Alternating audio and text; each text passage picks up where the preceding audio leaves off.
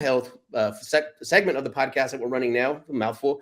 And I'm more excited about this stuff, man. I love business. I love real estate. It's something that I'm going to do forever. But while we're out there, I'm a high energy entrepreneur.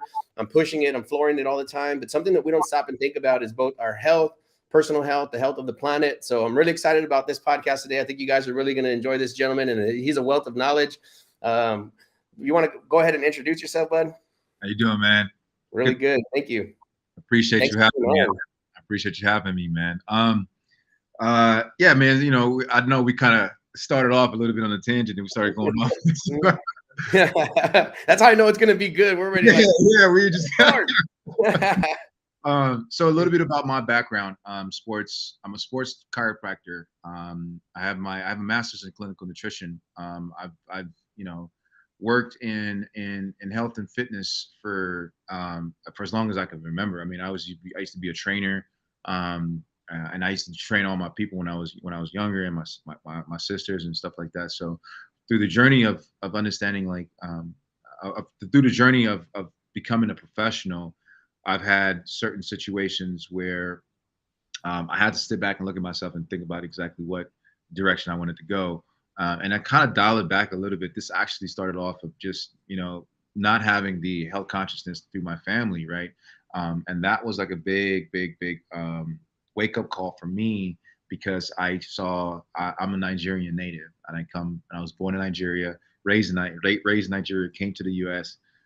So a lot of my family members, I think that did not have the health consciousness as I would have imagined us to be able to have, with respect to the knowledge that we have. I think a lot of people in Africa, and even in Africa, do not have the ability to understand exactly how to really take care of themselves. So for me, it became more of a personal vendetta to increase the awareness for my family, for myself, for my family, and for my generations to come. That was what started my journey in health and wellness. I then was a really big advocate in sports. So to even make it even more clear, or to blur the lines even more, Anthony, I didn't even want to be a doctor. My mom, I come from a family of competitive, professions or careers, where Nigeria has a lot of doctors. Nigerians are mainly doctors, lawyers, architects, pharmacists, so on and so forth. So these are high-level careers that most of the families that come to the U.S. have all their kids embedded in, because education is always has been number one. And I didn't even want to be a doctor, but as time has gone past, I like to think of it as like I was chosen. Medicine chose me. I didn't choose medicine, and I think that a lot of what drove me to that was just my own keen sense of understanding how to help people and wanting to help people. Fast forward to myself, and the areas that I've actually been embedded in has been primarily in sports. My sports background, I play sports. I've been the team head doctor for the Nigerian Olympic track and field team back in 2016. I went to the Olympics then. I have worked with the Dallas Mavericks. I have worked with a lot of individual professional athletes. You name it, from the top guys you can think about. I've probably either been in a room or I've had my hands on them in some way, somehow. Nice. Over 156 professional athletes over the course of 6 years that I've taken care of, and still personally take care of some of them. I was also then further on in 2021 last year, which was actually supposed to be 2020 Tokyo. I was named the head doctor again for the women's basketball team for Nigeria, and also heading the entire track and field as well too. So being able to see, work on, I tell these athletes that their bodies are like Lamborghinis and Ferraris, right? Being able to work on these cars, essentially their bodies, it's a different type of humility. It's a different type of approach. It's a different type of mindset that doctors have to have. You can't just go in there and just willy-nilly giving a half-assed job, or, not even taking care of or continuing your education to really go in there understanding how to really make these guys, because these are $1 million bodies. This show is sponsored by HiveMind CRM. It is more than just a CRM.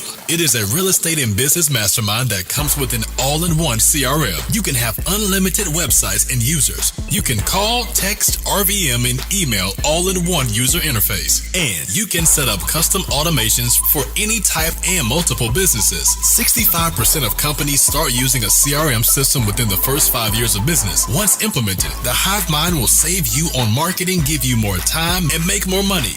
One of our users had his first $100,000 month using our system in June. We want to see you automate and accelerate your business. Text us at 210-972-1842 for future meetings, and of course to get our $1 course on how to make more than 6 figures on one land deal. You can schedule your free demo today at hivemindcrm.io. So their injuries or their next paycheck sometimes can fall on your shoulders, and that's a big responsibility. So, you know, I've been in that sector, still in that sector, and my clinic that I have in Dallas, and still seeing a lot of professional athletes till today. So that's a little bit of a mouthful, but that's like my background, man. Dude, man, first of all, congratulations. That's very, very high achievements. I love what I love about podcasting is that we can meet somebody like yourself. You know, before today, we were complete strangers, and everything you just said right now, it's like I could already tell like our mindset is such on this like powerful alignment. You said like, you know, I didn't choose health, like health chose me. My uncle bought me a bodybuilding magazine when I was 12 years old, my Uncle Eddie. And man, I just went down the rabbit hole, just started learning about like protein synthesis and recovery and, you know, protein turnover, cell turnover. And I got obsessed, man, for whatever reason. I just went down that rabbit hole, and I have a big family, right? So my dad, there's like 9 of them on their side or 7 of them. My mom's has like 13 on their side, right? Wow. So there's a lot of diabetes in my family, lots of cancer, you know, Mexican food diet, right? High fat, high carb diet. For sure. So just growing up around all this illness, man, and I'm learning about like, man, it's so easy, right? Like you mentioned the machine that the body is, right? Where these finely tuned machines, if you just play with the chemistry, right, you can make some magic happen, as opposed to like saying, hey, well, it's hereditary, it's in my culture because of our diet. Like, no, you can actually like turn the knobs, you can twist things and pull things and levers, and you could make certain things happen, man. So I can hear it in your passion in your voice already.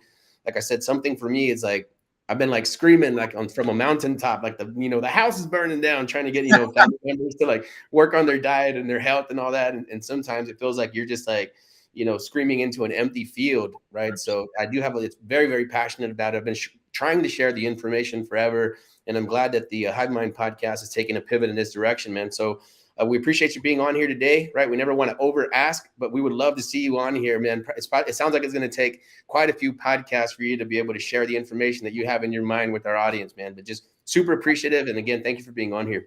I'm humbled, man, Anthony. And it's so funny. I think I have to kind of highlight this. We actually share a little bit of the same,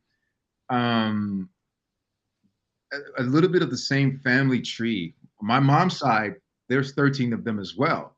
Wow. So and on my dad's side, there's 6 of them. So on my mom's side, like my first cousins, there's like 67 of us first cousins, because each of my mom's siblings, right? So there are 13 of them. So there are 8 girls and 6 boys, right? So and each of them all the women did not have less than 4 kids. So imagine that. Amazing. So, and on my dad's side, each of them didn't have less than 2 kids. So I got quite the family. And then to even share your point, like, diabetes has been a big issue from a disease standpoint, type 2, which is inflicted, right? Self-inflicted. Yes. So it's just interesting to hear that type of, me being able to relate to that and having that same family tree on your side, my side, dude, that's incredible to understand and to see that, man. So I'm happy to be here, man. And I am really get this thing going, man. Awesome, man. Yeah, like I said, I just hearing you speak just for 2 seconds, I felt the alignment already. So that's even cooler, man. Yeah. So again, we appreciate you being on here. Like I said, I feel like I have like a million, since we've already talked about a few things before the podcast started. I feel like there's a lot of things that I want to cover. So I don't know how far we'll get today. We'll make sure that we keep it right around to like 40, 45 minutes. We don't want to ever go past the hour to respect people's time and your time. But I think right now, should we open up with a little bit of health, and like we talked about recovery, kind of some things that pertain to testosterone, and how to keep people in a healing state, inflammation, what kind of causes that. So why don't we open up with talking about like the challenges that every American faces, whether you're an athlete or not. It seems like the system's already against us, based on like microplastics, toxins in the environment, those challenges. How does that affect us on a day-to-day? Like, I feel like every American's in a battle with inflammation. How are we being exposed to it, and what can we do about it? Man, that is the golden question, Anthony. And I think like I always refer to people, or not refer, I always refer to the to the to the saying that inflammation is a silent killer, right? Mhm. Because long-standing inflammation, if you have inflammation, so the inflammation is good and bad. We have good inflammation, we have bad inflammation. Good inflammation happens when we have an acute injury. Our body is trying to clear the waste. It needs to influx all kinds of constituents, right? Proteins, enzymes, in order for it to be able to calibrate and to balance whatever that issue is to start the healing process. That's not a problem. But the problem becomes when it's a long-standing inflammation. So, like, let's say someone has, I think about it in this perspective, osteoarthritis, right? There's the knee is a capsule. If there's so much water in the knee, which is edema or fluid, right? Inflammatory process that happens within that capsule. I think about it as putting like a bone inside of a warm water and letting that bone sit for 4 months, 6 months, a year, Damn. right? If you think about that for a second, what happens? The chemistry of the bone starts to change, right? Because that water that it's sitting in, it starts to kind of create a spongy type of feel. Now, we have to walk, we have to move, we have to, do certain things. So now, as you're continuously moving, the impact that the bones are having on each other, the body's automatically going to think, oh man, I need to send more bones to heal that area because it's becoming brittle, and it's because it's been sitting in inflammation. So there's a cascade effect that happens when we have long-standing inflammation. And I only talked about just a joint. We haven't even talked about the system. Systematic inflammation, long-standing systematic inflammation, I think is there. That's where I label it as the silent killer, because for so long people have gotten bombarded. You talked about environment, right? You talked about environment. We are constantly stimulated by external stimuluses, right? Whether it's you know car pollution or air pollution, whether it's the stressors from our employees, whether it's emotional baggages that we're receiving from each other. Those constant stimuli puts us in the mind of our body is almost like in this state of like recover. Over a long period of time, the body's going to almost check out, because it's like it says, you know what, maybe this is my norm. This is Desensitized to the signaling. Yeah, right. Maybe this is normal. So I'm going to stick to this little. I'm going to allow this situation to be, because now we have to allow it to happen. So now, because you haven't done anything, right? You haven't changed your environment. You haven't changed your stressors. You haven't changed the way that you're eating. You haven't changed the people that you're around. You haven't changed your job that you might hate, right? And so now you're living in this concept, or in this world of just constant overstimulation. And that's where all the cortisol, all your inflammatory processes happen over and over and over and over and over time, right? And this is why I like to tell people, like, if you think about it, like if your body's living in I like the analogy that I use where inflammation and the bone sits inside of the inflammation. Remember, we are electrical human beings. Everything that we do is nothing. We are just a ball of light. The skin, the muscles, just a covering. It's just a shell. Pure So electricity. Yeah. we're all pure electricity. So if we think about it for a second, right, the brain has to send electrical impulses through our nervous system to be able to communicate in certain ways. What happens if your body is sitting inside of water? The current can't flow, right? Mhm. Current can't flow naturally the way it needs to flow. So if you think about that and put that in perspective, okay, if my body is sitting in water and my joints are sitting in water and my bones become brittle, So that means that the electrical signalation that my brain is trying to send to my organs, to my muscles, to my nerves, or from my nerves to my muscles, to my joints, that means that there's going to be a choppy signalation. That means that the process of digestion is going to slow down. That means that the process of absorption is going to be compromised. That means that the growth factors are going to be happening. So when I explain to my patients and I kind of give them an overview of how things got to where they are, because when they come to me, they're coming to me because they've had all the answers. They've gone to the Mayo clinics, they've gone to the doctors, they've gone to this and this and third. Nothing has worked. So then when I sit them down, I say, okay, well, why don't we just peel the onions back a little bit? Oh, so remember that time when you were 8 years old and you got the feelings inside of your mouth? Or, oh, remember that time that you were still dealing with a lot of the trauma? Oh, remember that time that you injured your knee, but you never got any rehab? So these things are compound effects that end up happening. And by the time we're in our 30s, mid 30s and late 30s and 40s and so on and so forth, we're having to figure out exactly how we got to where we got to, because we've been going to the doctor. Here's a pill. And I use the concept of pill for every ill. Here's a pill.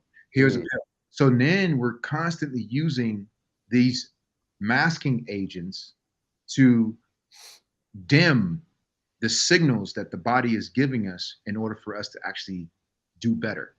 So when we subdue those signalings, we're only telling the body that, hey man, shut the hell up. I don't want to hear that right now, right? Let me go take this pill so I can shut you up. You see what I'm saying? Instead of listening and taking the time out. And that's to go back, like I said, that inflammatory process is the body's way of signaling and telling you, wake up, something is not right.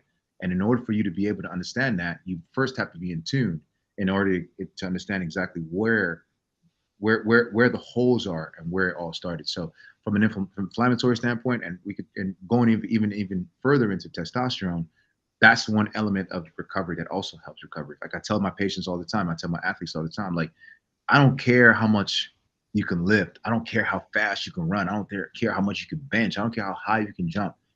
If you can't recover fast enough for you to be able to train in that same intensity the next day, and the day after, the day after, the day after, some way, somehow, you're going to run into a breaking point.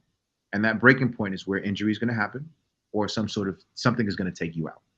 So to wrap it up, when I say inflammation is the silent killer, that is the foundation of all things disease-wise, of all things injury-wise. But if we can control that from a recovery standpoint, right, and understand how to mitigate that, this is how we flip the script in terms of how we can live a healthier life and live a more beneficial life, right? But yeah, that's like a whole idea behind it. Now everybody's different. We can tweak it and we can change it. In terms of everybody, I don't like to program everybody in the same type of concept because every individual is different. But you have a body, I have a body. You got a brain, I have a brain. You got muscles, I have muscles. You have nerves, vessels, so on and so forth. You have organs. So all the basic machinery. You have all the basic machinery, right? So the idea is now, okay, you might need, 91. You might need 91 fuel, and I might need 87. Right? And it, depending on how much you feel and what you feel yourself, it's going to be much different how I feel and not what I do myself in order to mitigate that, right? So. Dude, man, you're speaking all my language, man. I was making little mental notes as you were talking, and like for one, you talked about how not only is it like the physical, like the environment, right? Let's say chemicals that are out there, whatever we're doing to our body, but also the mental stressors, right? That's something you talk about, like those emotional stressors, past traumas, right? And who would relate that to inflammation if you're not like you said, like you're not conscious of your own body and your own thoughts, and what happens when you have these like thoughts that tear you down instead of build the body up. That's something that maybe people have never dealt with, right? Since they were a kid, something happened to them. They have that hate in their heart, right? And how is that manifesting itself physically now? So there's a book that I really like and I recommend. It's called The Body Keeps Score. I don't know if you've ever heard of it. That already sounds like it's right up my alley. Let me write this down. So it's a fascinating book in a sense that the way that it describes some of the scars. It even touches like scars, right? And I've actually had experiences in practicing during my practice in my clinics with this as well too, and seeing that how much treating just a scar, right? Not even like the soft tissue, the foot and blah blah blah. Treating just a scar, it's almost like you're tapping into the brain and telling the brain that it's okay, right? The body keeps score talks about how neurology and the subconscious, from a time someone has had trauma to the time that subconscious memory lives in them, from that time on, if they don't do anything to unpack it, it can be detrimental to their success. It can be detrimental to their relationship. It can be detrimental to their sports. It can be detrimental to anything that they want to do and be high achievers, right? Um, and to your case in point, that's where the mental bondage comes in. Because if I'm bonded by this thing that happened to me when I was 14 years old and never got any help, never got anything, well, that memory that's living in my subconscious, anytime something happens, it's a trigger. And the brain doesn't know right from wrong. The brain just knows do, react. So if we think about it, if I'm living in this bondage or in this trauma, right? And I run into a situation where, I'm reminded of what happened, or I'm faced with the same experience that I hadn't gotten over, I'm gonna go into panic mode. Oh shit, this is about to happen again. Well, guess what? Wow. Guess what just happened? Now you've told your brain, yo, release cortisol, release all the hormones that's gonna really increase all your panic, flight or flight, fight or flight. Now you go into the sympathetic response.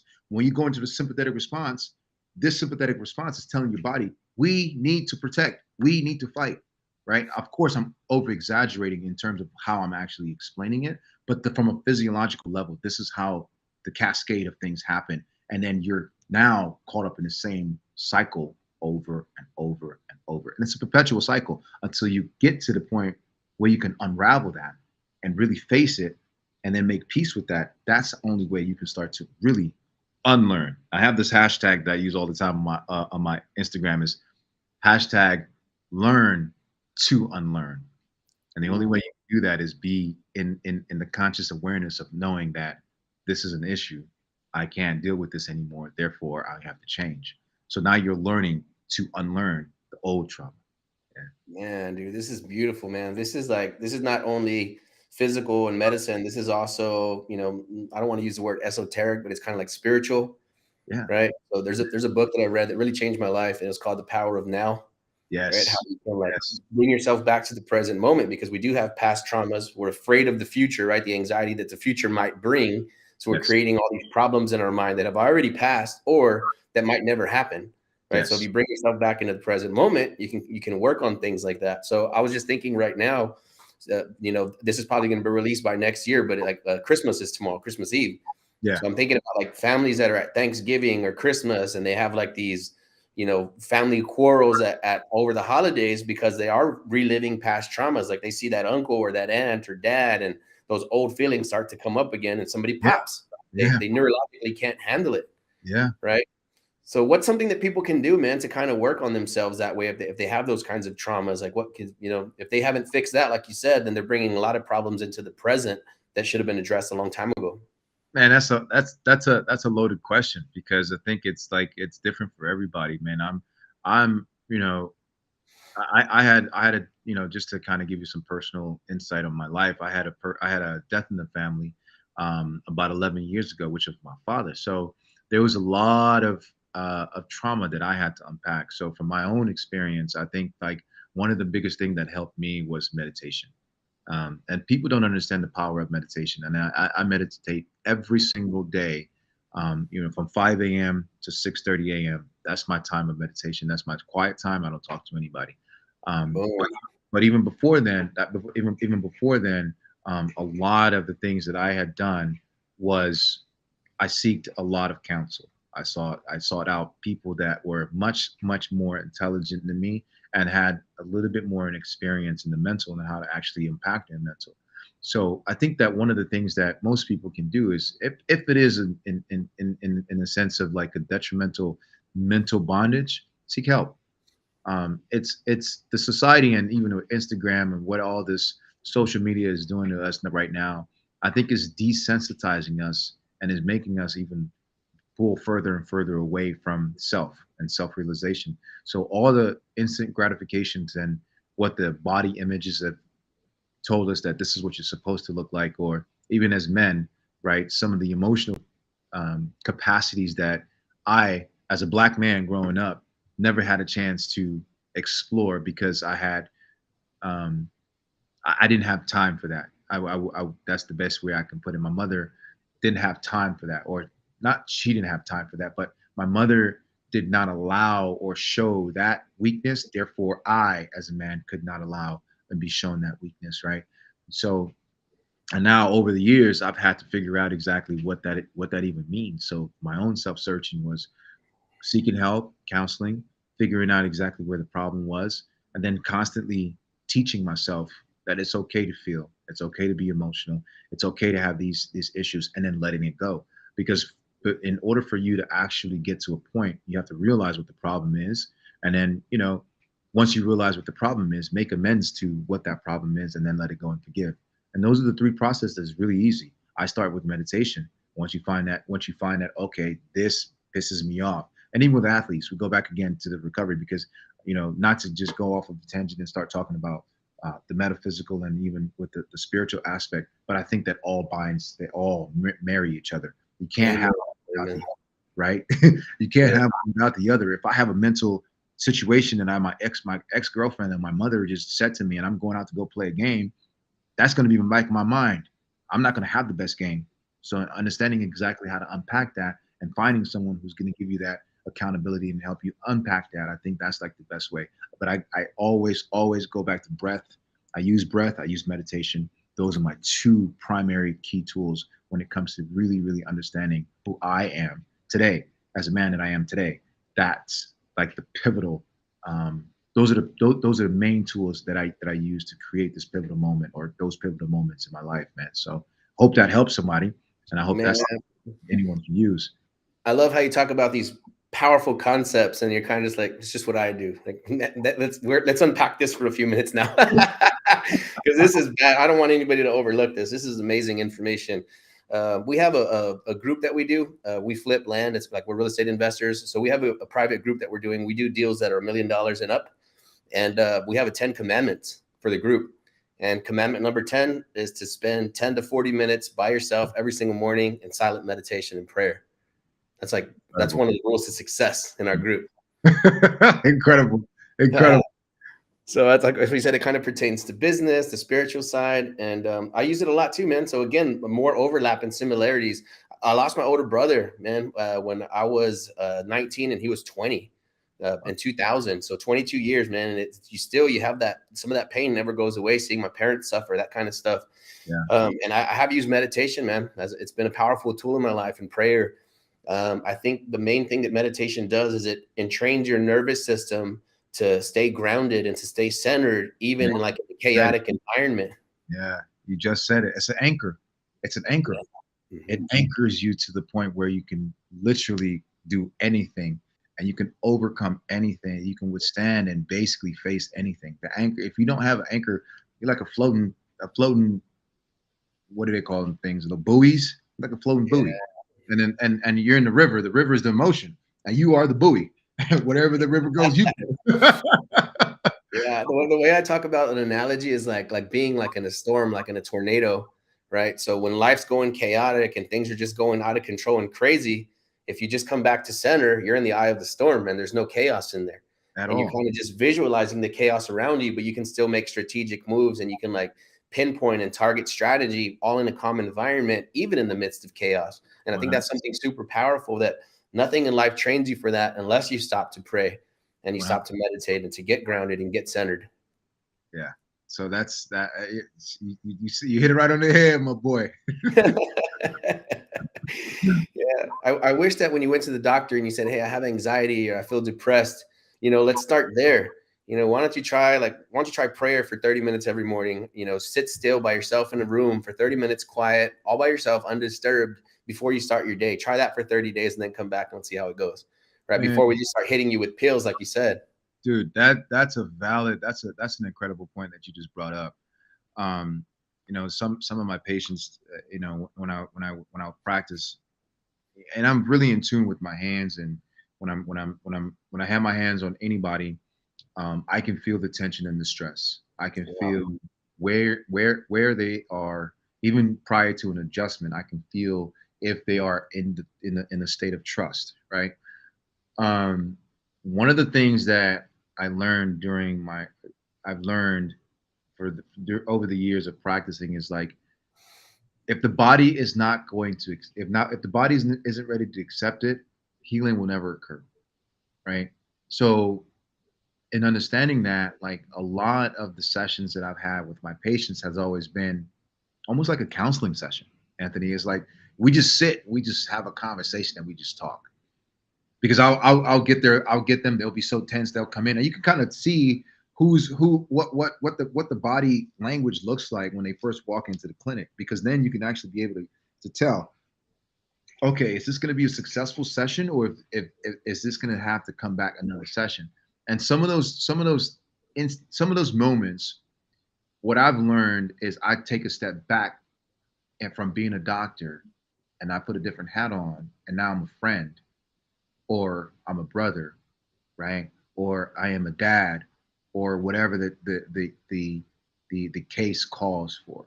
And I find it that when I am in that moment and allowing them to release, right, that allows me for the next session to be the best treatment, to have the best treatment and have the best results from a healing standpoint.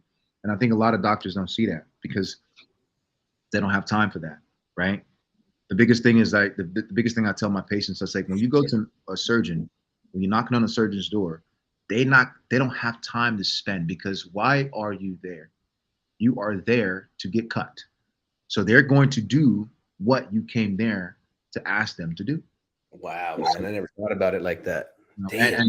And all you got is 5 minutes.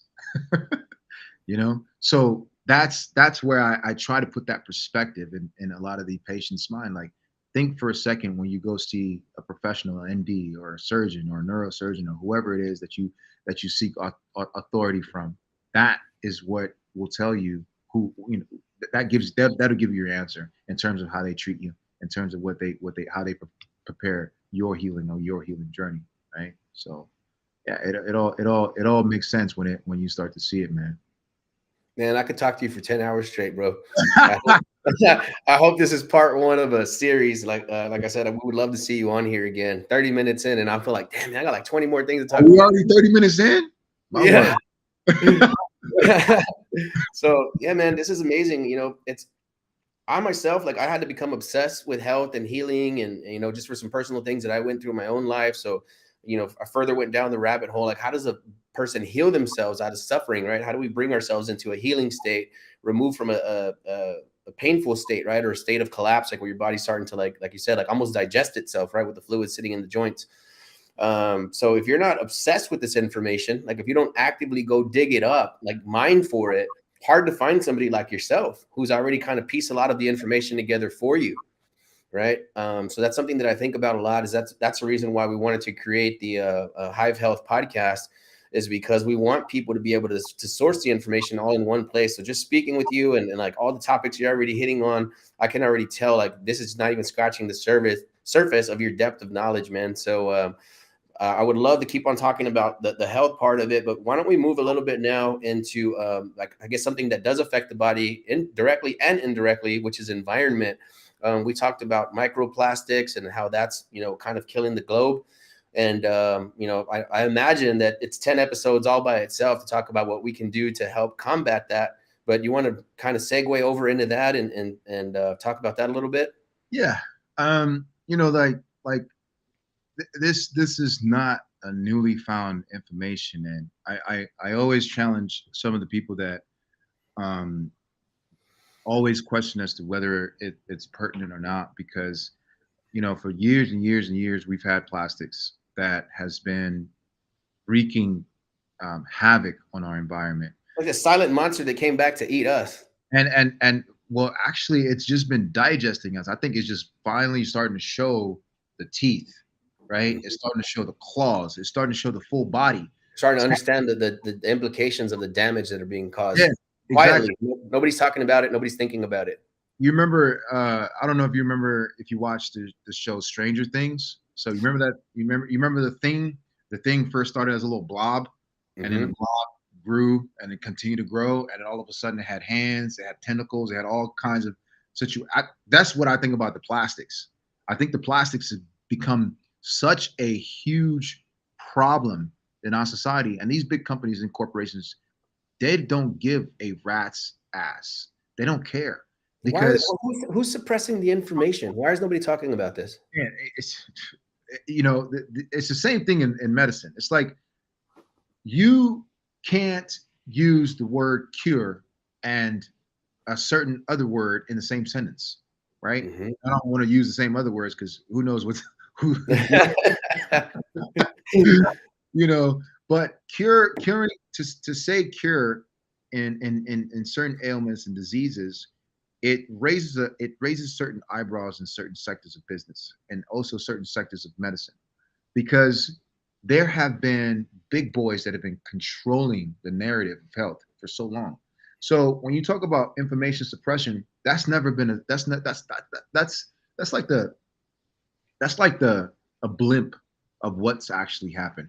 We talk about information suppression. We could talk about convolution of information, right?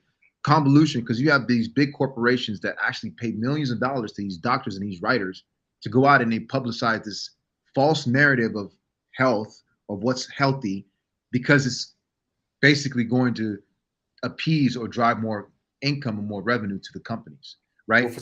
since what the 40s or the 50s have been pushing on us like that it's great to eat wheat and Cheerios and all. It's amazing for you to just down yourself with carbs every day, all day. All and then all of a sudden it changed again, right? All of Yep. a sudden, and this constant change, this constant narrative, maybe it's prompting confusion for a reason because now they want to see what they want to do is to see who's going to be able to actually tell what's what, right? Then you tell someone, well, I don't think that this diet is blah blah blah blah blah. But you say, well, the research says this, but that's outdated 10 years ago. But as it's still pretty, so you get into this argument and because of the confusion that has been prompted by these big corporations and big pharma, if you will, because that's truly what it is, I right? think that's why they're afraid of people like me and you because we are the distillers of the information and they don't like us very much. Call Wait a call minute. call us the disruptors, right? I love Disrupt. it. Disruptors. Yeah. Yeah. We're definitely disruptors in what we're doing in our business model. And I have big dreams for what we're about to do in the health and the medical area. I love to hear it, man. And because you become disruptive, when you disrupt, you're taking away money. And when you take away money, you're playing with very, very dangerous people, man. And those dangerous people can come and make your life a living hell. And Let's that's talk why about this. This is what we're doing with the hive mind, man. We talk about how we are going to move capital from here to there at a very, very high rate. So that's why we went with a business model where there is no target, there's no center of anything. It's a hive mind. It's like the whole entire organization is going to create that change. mm-hmm. And so you have a community that's actually backing each other up. And that's where I think it's going to be a big, big, big push because you and I can't do it singly by ourselves. But if we have a collective people that have the same mindset, the same vision, the same goals, and can implement and infiltrate in certain sectors to start and to grow and to have certain buy-in, that's the only way it's going to be able to move. Like I want to touch on the plastic that you talked about because the going back to the plastics, right? So like the company that we've created is a bioplastic company. And obviously, the biggest pandemic that we have right now is the landfills. The landfills are filled with continuously filled with plastics. They have some of these cement companies that they go and they buy plastics, right? Because the what is it? I forget the name of the fires that they use to actually to fuel the factory to make the cement. It's called a kilt or keel or something like that. I forget the name. Yeah. So they buy the plastics, right? And this is one of the issues that's happening. They go and buy the plastic from these big plastic companies. They take the plastic and they dump it inside of the cement holes to burn the plastic to then fuel their fuel their factories. Well, all you're doing is taking the problem from the land and you're putting it in the air, right? And then you recycling, right? Recycling. Everybody's on this. Oh yeah, recycle, recycle, recycle. But there's only 2%, right? Let's talk about like let's talk about like the real concept of recycling. 2%, 2 to 4% of plastic is actually recyclable. Why is that? Recyclable plastics. Let's say you have a bottle of Coke, right? Or a bottle of Sprite. The chemical, the acid in that Sprite, when it coats or when it mixes with the coating of the plastics on the inside and melts it and has it contamination or has any sort of like relationship to it or water heats it or something like that, what ends up happening is that plastic bottle is no longer recyclable, Anthony. Dang. So it's all BS in my humble opinion. So as a collective, what are we doing from a company standpoint and from everybody else that we're doing? We're partnering up. We have companies that are wanting to do what we're doing. They want to go and talk to other companies, and we want to have conversations with other companies to say, hey, we found a solution that can replace plastics. And now everybody's coming together because now they're seeing what the problem is. They're seeing that there is a large issue that needs to be addressed before our planet dies. And I think that taking it back to even the health concept of it, everybody has had some sort of plastic that they've used put their food in, put it in the microwave, or they've gotten it from the store, put it in the microwave, or they drank out of it, right? Put it in the microwave. These plastics that you put when it's met with heat, the nature of the chemical, it denatures it. So when you go to eat from it, when you go to drink from it, it has the contents that you're actually ingesting, which is where your problem also lies. Now, this isn't like something that just you go and drink a water bottle with plastic and all of a sudden, boom, you get sick. No. Now you do that every year, 1 year, do that in the next 5 years, do that in the next 10 years. This is where the body, so now it goes back to that same inflammatory concept that I was talking to you about, right? So now I'm ingesting I'm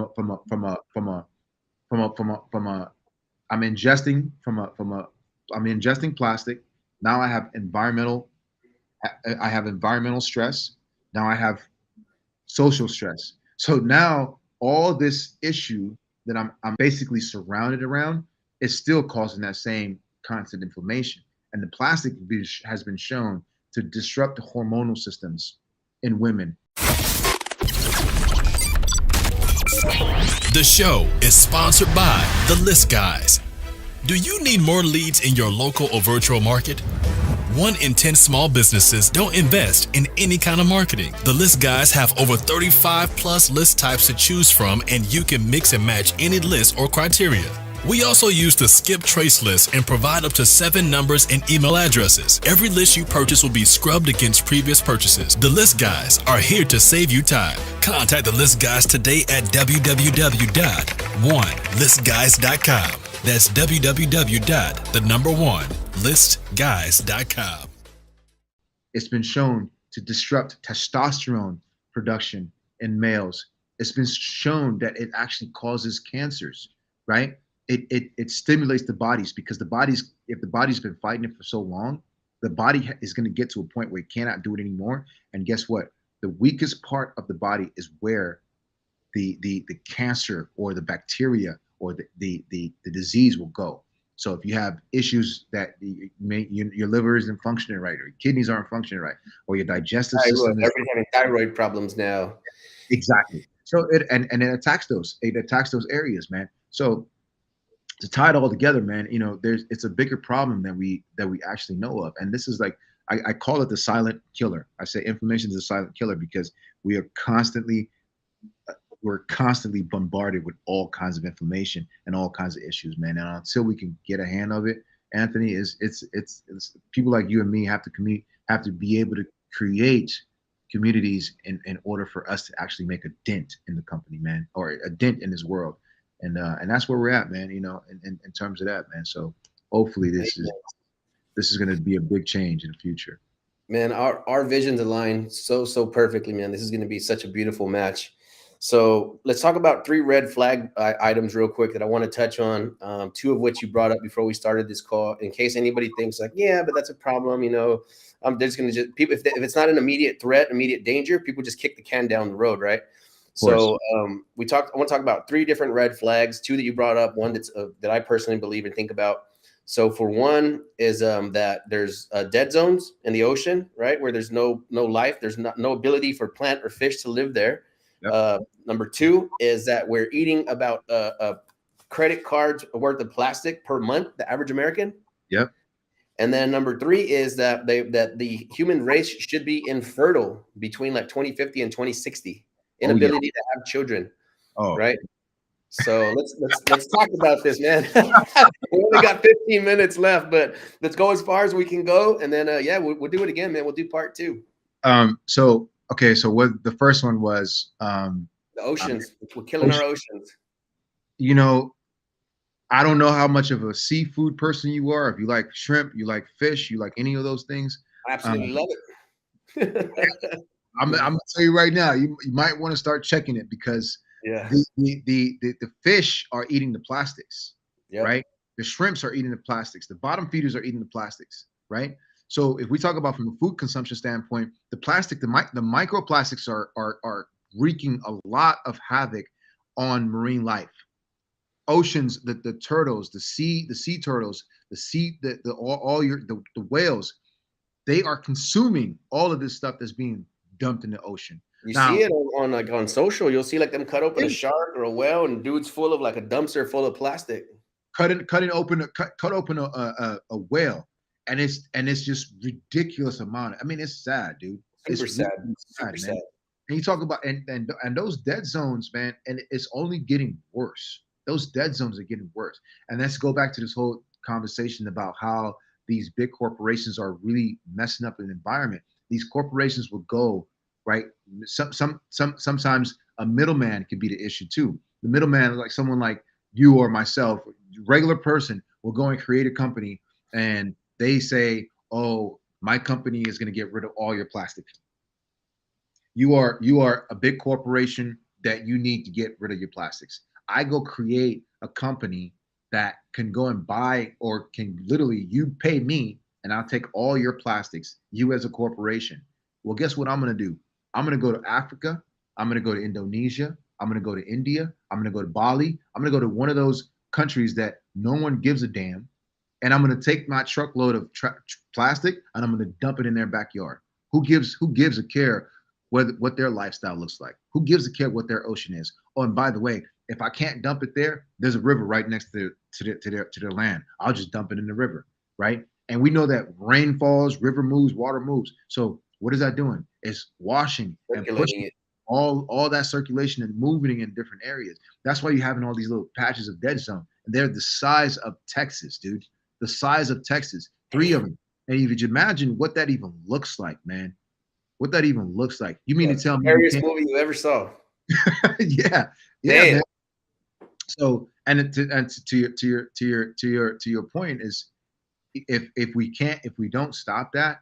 And this is where I'm, my passion is for the company that we created is our plastics are industrial compostable and also biodegradable.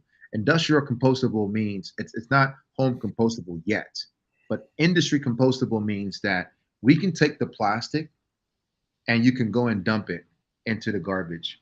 Let's say, God forbid, a company buys or that wants to do business with us is using our resin to be able to manufacture the plastics. Let's say, God forbid, a middleman decides to still continue to do the things that they're doing. Well, once our plastic ends up in that landfill, it becomes industrial compostable, which means that in the landfill, high amounts of anaerobic bacteria gets a hold of our plastic. It becomes food for them. So our plastic becomes digested by just anaerobes, and then it turns into fertilizer. So because we use hemp is the mother plant. our hemp can actually be able to nourish the soil and to make the soil somewhat good again, right? So that is the vision that my partner and I had, and where we wanted to go and how we wanted to advance the future. Right now, this is going to be another 5-10 years before things start to really take head. But I don't even think we have that much time, Anthony. So with that being said, I think that's the whole way we solve that problem with the impact of the ocean, plastics in the ocean. But and moving back to the second point, I think you said you mentioned what was the second point you The mentioned? amount of plastic that the average person's consuming on a monthly Yeah. basis. Again, it goes back to what I was talking about. The food, the microwavable foods that you're using. Change that up. Put your food in glass, Tupperware. If you're going to store your food in a fridge, store it in the glass Tupperware. Because when plastic meets extreme cold and extreme heat, there's going to be a morphological change, which means that the chemical properties will change. Right? You freeze the plastic, it's gonna deform, and then you bring it out and you want to warm it up, it's gonna deform. So the idea behind that is that if you're wanting to control the amount of plastics that you're ingesting, carry water in a glass bottle, right? Go find ceramic bottles that have it. Even tin, not tin. I hesitate to say aluminum, but because aluminum is no better. But what I want to say is you want to put your digestible or congestible items inside of containers that are not going to be detrimental to your health when you consume foods that live inside of it. And that's the whole idea behind it. You know what I mean? And that's the only way you can save yourself. Maybe you might dwindle down from half a credit card, right? And all this stuff takes time, right? We have plastics that surrounding us in everything that we use. Even our kids have plastics in everything that we use. So the idea is that just to try to minimize the constant use and the constant microwaving, the constant food consumption using plastic. And the best way you can do it is to switch glass, ceramic. Those are the best options, in my humble opinion. But again, everybody's entitled and can argue one way or another, man. But that's that's the one way to really to stop that consumption of plastic. Man, dude, this is something again, like this is things that people aren't thinking about. Us as entrepreneurs that are out there, we're figuring out how to get it and how to build the perfect funnel and how to run traffic and where to source capital and fundraising. But nobody's talking about, like there might not be a place to do those activities anymore in the next 5 or 10 years, 20 years. Like something needs to happen. Yeah, man. You're talking about like you say you buy and sell land. Like what land are you gonna buy and sell if you know what I mean? Like I don't even know what examples to use, but in essence, like if you were like in real estate overseas, that might be tough. Like think about people that are overseas that are buying and selling land, or because it's not only you doing it in the U.S. I'm sure there's international people that do the same thing that you're doing. How much issues that they're running into because they can't sell land that are just completely compiled. And I'm talking like mountains. I'm not talking about little heaps of little hills of plastic. I'm talking like it literally looks like a mountain. I've seen it, man. I've seen like stuff on social, just like on documentaries or whatever, and you see like this big, look like a wasteland. It's in somebody's backyard. It's like it's not in the middle of nowhere. Yeah. So yeah, man. Changing that is my passion. That's my love. I believe that is my calling, and one of my purposes. I don't necessarily believe that is the ultimate purpose, but I believe that's one of my purposes in this world. To leave the world a better place than I came in is always what my mom has taught me, and I have always lived by as well too. And I teach my son the same thing. It's like, like whatever you came into this world, make sure you've done some sort of change to make it a better place than you left it. And that's the only mission in this world to me that makes any sense besides having kids and family. But that's where we're at with that. Man, powerful conversation, man. And like I said, I think our visions align. So the next place where we're headed now, and we're still always going to do real estate, like I said, as long as this planet is functional and beautiful. But I'm heading into health, man, because again, like something that I've seen since I was a kid is like I've seen people struggle with their health and just seeing people fall apart literally because they don't know what to do. They don't have access to the information. So I think things like this pertain like exactly to what I'm thinking about and where my headspace is.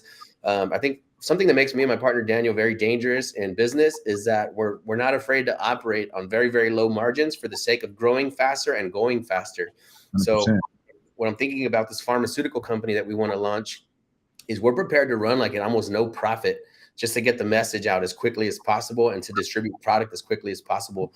So I think what you're doing is going to align perfectly with what we're doing, man, because if we're planning to touch as many lives as I think we're going to touch, then this is something that we can just add right into the message. It's like, hey, this is part of it. It's not something separate. It's not something that runs parallel. Like, this is what we're pushing.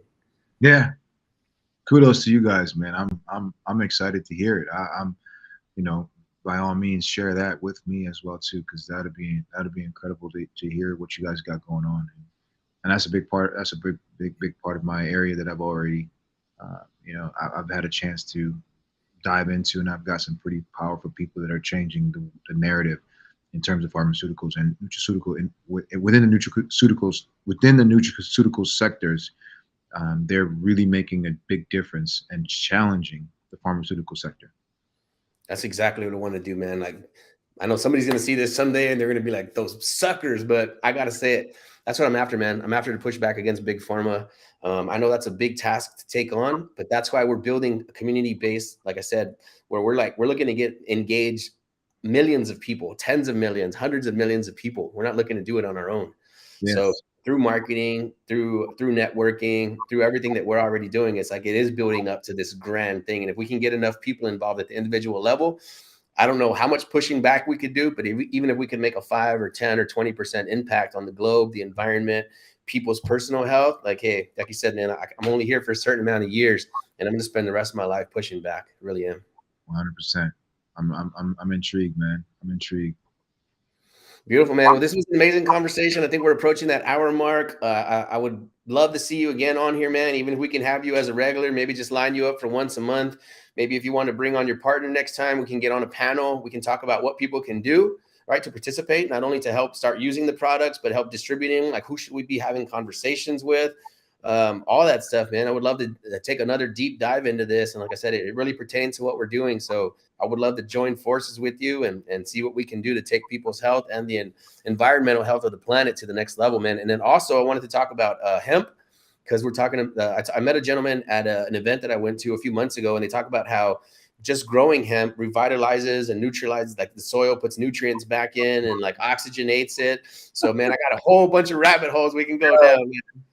That's a whole nother sector of conversation, dude, that we can definitely have a conversation about. I mean, this is dope, man. If you talk about like the criminalization of hemp back in the 1900s, and if you even want to take it even further back, back in the 16 and the 1700s, that, you know, hemp was actually required by the farmers to farm. Like the farmers, like they required farmers to farm hemp because of the properties of hemp, because of the strength of the hemp, because of the versatility of hemp. So knowing that in the 1900s, everything flipped, that only tells me that someone, somehow, and I know that, you know, there are a few families out there that were the big players in the criminalization of hemp, right? I mean, the way that it went from it was mandatory needed to like, nope, this is criminal. If we catch you doing it, you are a dope smoker and you are going to jail. Man. It blows my mind, right? Because it's like when you look at the way that they used hemp back then, it was stronger than steel, Anthony. Imagine doing cement blocks right now with hemp, you know. See, it's hempcrete, right? Yeah. So it's so versatile. Like it blows my mind, man. And so to hear you say that and to hear you talk about that, dude, that's my. And I have my own personal story that pertains to cannabis and the cannabis world that also pertains that. I'm not here by coincidence, just to say the least. And so I'll share that more of more an in-depth story behind some of the things that happened to me from a health standpoint and cannabis, and then, you know, how I got here today utilizing hemp to try to change a sector of the world, man. So I'm all for it, dude. we're in the same environment, man. I got CBN, CBD, and THC oil on hand, man, and I use it like medicine. I don't use it every day. I use it once a month, maybe. So we can talk about neuroplasticity and microdosing. Like, man, I got days and days and days of healing, man. Incredible, man. Yeah, man. I can go all on, man. So. Well, beautiful, man. Let's put up your website so people know how to connect with you, get a hold of you. Like I said, I'm hoping to see you again real soon. So I don't think this is going to be a one-off podcast, but yeah, if you want to make a series, let's say, hey, this is what episode 2 is going to be about. 3 is going to be about. Yeah. You tell me the frequency you want to get in, man. But let's do it, man. I'm all in on hemp. So imagine why our company, right? We're looking at, we're heading straight for a B. All right, right now we have like $10 million under land worth of land under contract. And I would say we're at 20, 30 million by the end of next year, man. So we're heading to a B. We want to control all the land that we can control in the United States. And we want to use some of that, man, farming hemp, farming food, like restoring like the environment. Like we got big plans, man. So I think we're headed in the same direction. So we might as well ride together. I love it, dude. I love it. My sports medicine website is Innovate Sports Med.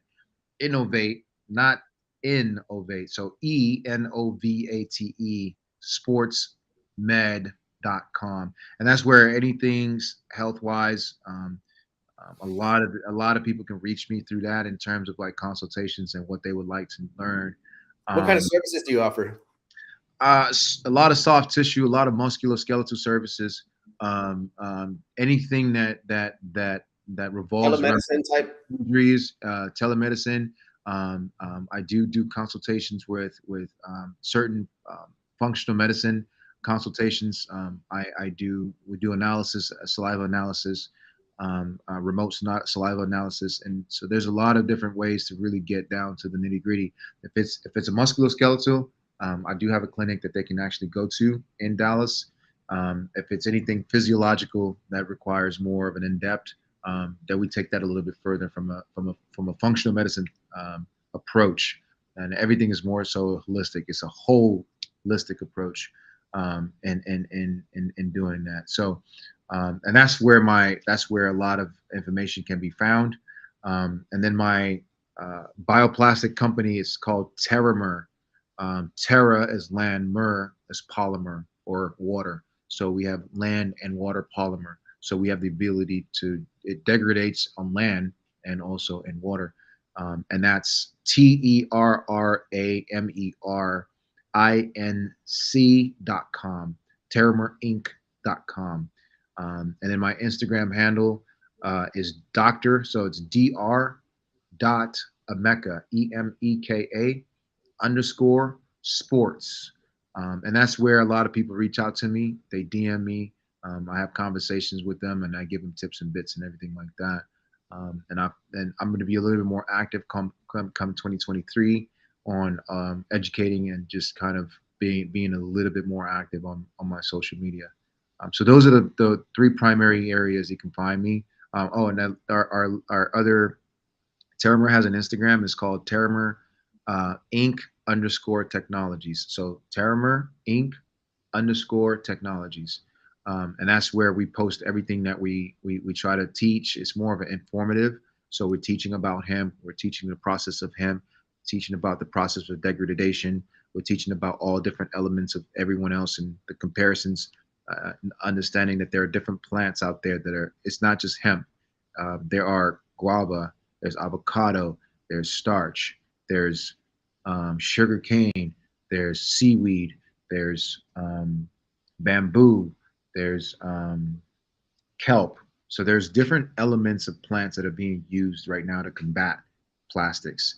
But, we try to give examples or explanations as to how a lot of these plants, quite honestly, I think my own opinion is like a lot of these plants, they're going to have an issue when it comes to scale, because avocado and the amount of water it takes to grow avocado, it's very tough.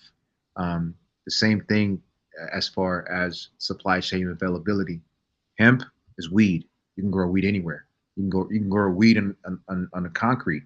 It can be grown in any weather conditions whatsoever. So I believe that we are in a position to really scale and to further this company where it's never been taken before.